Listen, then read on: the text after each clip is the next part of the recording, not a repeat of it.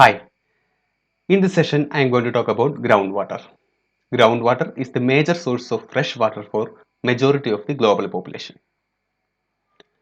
So groundwater is the water found underground in the cracks and spaces in soil, sand and rock. It is stored and moved in through geological formations of soil, sand and rock called aquifers. Groundwater really do not form underground rivers, but it is in the space between these sand particles.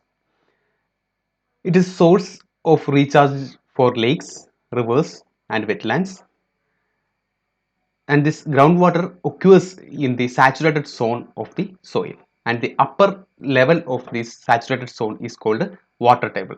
So in this figure you can see this is a cross section. Here we have the unsaturated zone where the water is not saturated, but here we have the saturated zone.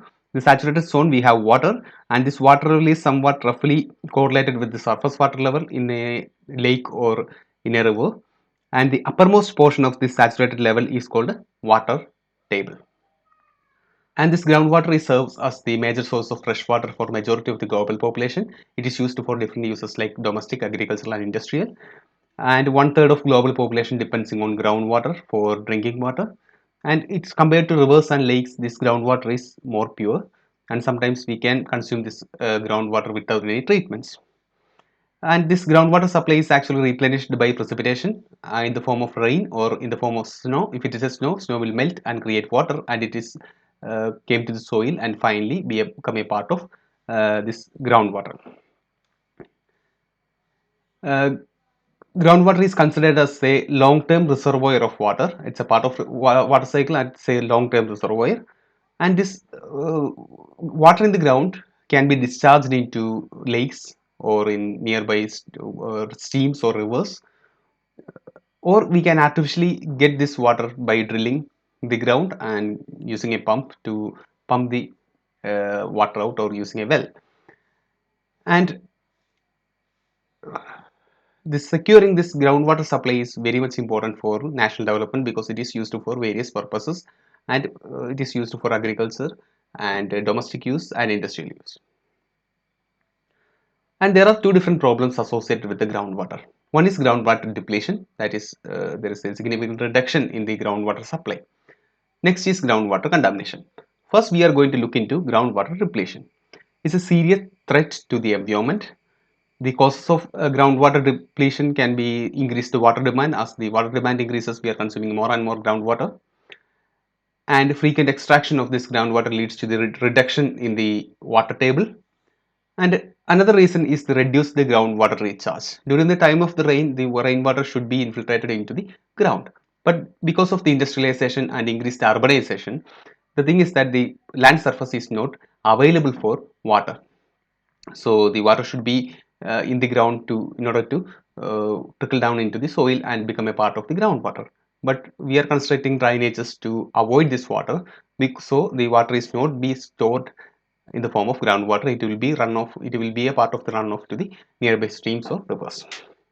The groundwater depletion leads to the reduced water table and reduced surface water supply, because of the groundwater is actually supplying water to the nearby water bodies, and land subsidence because of the less moisture in the soil and deterioration of the water quality. And how to prevent this groundwater depletion? Two different ways we can actually prevent this groundwater depletion. One is reduce the use of groundwater, or prevent the over exploitation of groundwater.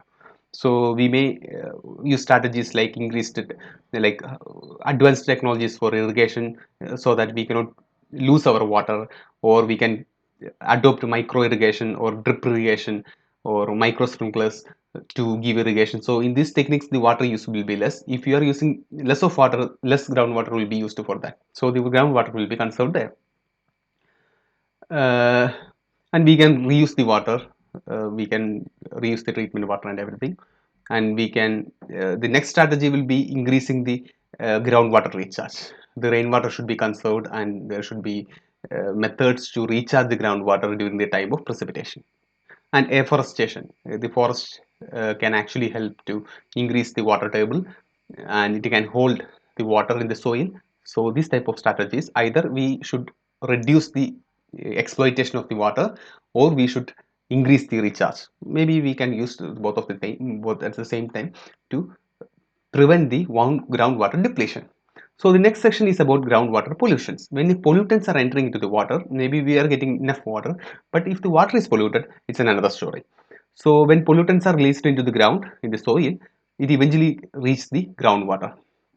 And groundwater generally moves very slowly, so the contaminants actually form a plume. You can see, if the contaminants enters from the ground to here, it's actually concentrated in some area. It is not actually not easily distributed like the lakes or river. If your contaminants come into the river, it will be evenly spread, like not evenly, but it will dissolve, and it will be, concentration will be reduced very fast. But in the case of groundwater, the water movements are very much less when compared to rivers and lakes, so it will be concentrated in some areas, like called plumes. So the contamination in the groundwater can actually move fastly through the rocks, but it remains in the plume. If the like it has several effects in the groundwater pollution. If the soil is polluted, this eventually this soil pollution will end up in groundwater, because during the time of precipitation or during the time of irrigation, the contaminants in the soil trickle down into the groundwater. If the nearby water bodies, surface water bodies like lakes or rivers are polluted, that pollution can also enter into the groundwater. The vice versa is true. If the groundwater is polluted, there is a link between the groundwater and the nearby water bodies. So the nearby surface water bodies will be also polluted. So it's very much connected. Then if the contamination happens to the groundwater, it is very much difficult to remediate that contamination, because it is under the ground. We do not know how this water is flowing, how the plumes are occurring. Once it is contaminated, it is very much difficult to actually remediate the region, because there is only very limited natural remediation happening there, because in the ground there is no primary producers, there is no ecosystem. So the natural remediation occurring in the groundwater will be very less, and it will be there for very very long time. Then sources of groundwater contamination. So groundwater can become contaminated from the natural sources or by human activities. The contaminated reach in the ground will eventually reach into the groundwater. If it is soil is contaminated, if something is still in the ground, it will eventually reach the like uh, the groundwater. Then if the distance of contamination, if the soil is contaminated and the groundwater table is very low, the chance of getting this contamination to the groundwater will be less. But if it is very close, if the water table is near the surface of earth, of the soil, and it is contaminated happen to that soil, the chance of getting groundwater contamination is high. So if the distance is high, there will be several factors, physiochemical factors and biological factors, which actually helps to degrade this contamination. But if the water table and the contamination is too close, it is very easy for the contaminants to enter the groundwater. There are different sources of groundwater contamination. One is the natural sources, which is not really a big cause. It happens to because of the presence of some naturally occurring rocks, which is rich in iron, manganese, arsenic, chloride, fluoride, something like that. If the water is trickling down through these soils, it will be naturally getting contaminated. Or the natural contamination can be due to the decaying organic matter. The components of the decaying organic matter during the time of precipitation, it can actually trickle down and end up in the groundwater. One of the major reasons for this groundwater contamination is the septic system. If the septic tanks are not properly designed and properly maintained, it can be leaked, and these components can be end up in like groundwater. Or the surface impoundments, which is actually created for the store, treatment, or disposal of wastewater. If there is a leakage occurring for this type of structures, that can cause groundwater contamination. Then improper disposal of hazardous waste. If the hazardous waste are disposed improperly, maybe household waste or the industrial waste, if it is disposed, if it is coming to the ground, it eventually reaches the groundwater. Release and spills. Sometimes we used to have underground and above ground storage tanks. Maybe for petroleum products in the petrol pumps and everything, they have the underground storage tanks. In the chemical industries, they used to store the chemicals in the underground storage area. If there is some cracks or leakages occurring this to these things, which can cause underwater groundwater contamination. Landfill, one of the major method for the treatment of or management of solid waste is landfill. So during the time of landfill, the waste material, municipal waste will be dumped in an area and it will be sealed, and the leachate generated during the precipitation time can actually enter the groundwater and it can be uh, contaminate the groundwater. Then pipeline leakage, several chemicals and petroleum products used to be transported using pipelines, the pumping the things to a pipe. If a leakage occurs to that pipe, it can cause contamination. Then atmospheric conditions can actually contaminate the groundwater, because if a contamination, then if the atmosphere is contaminated, maybe due to some industry, if there is a heavy emission from this emission can actually contaminate the atmosphere, and this atmospheric contamination then precipitate in the ground, and which eventually reach the groundwater. Then pesticides and fertilizers during the in the agricultural areas in the field, people, farmers using these pesticides and fertilizers, and during the type of irrigation or the precipitation, the water reach and it is trickle down into the ground along with the pesticides and fertilizers. So which can also cause the groundwater contamination. Then mining activities, during the mining they will be using chemicals for the mining, and there will be acid using of acids, or maybe the metals which is mining, this everything can go into the ground and contaminate the groundwater. Wells, different types of wells can contaminate the groundwater, because wells are a way into the ground and into the groundwater contamination. Drainage wells can contaminate the groundwater, because during the time of drainage, the all the chemicals and everything from the ground will be carried on to the water, and it is collected in the drainage well, so that can cause contamination.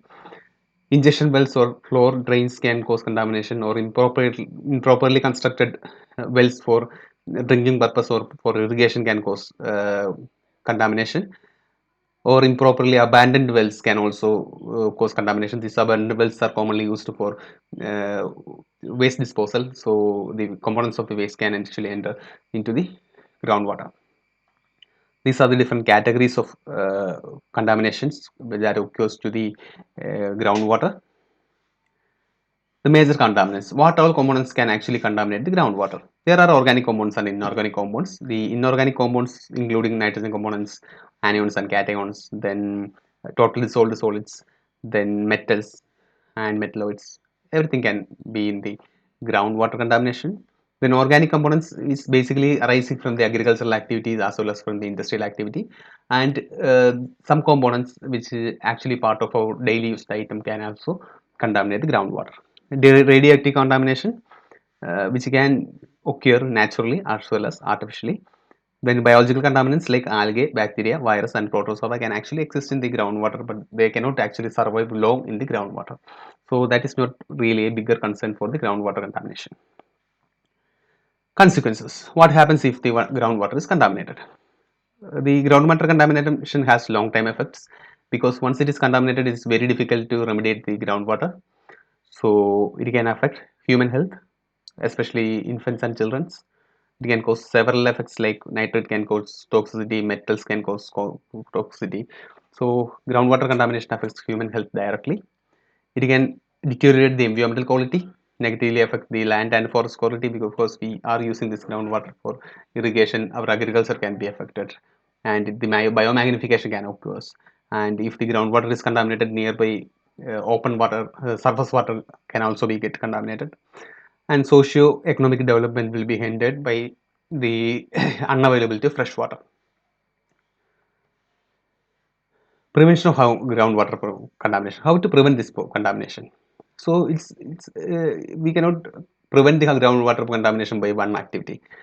We have to prevent all type of like pollutions from the ground, from the atmosphere, from the industries, from the house, from the wastewater treatment plants and everything, to prevent the groundwater contamination.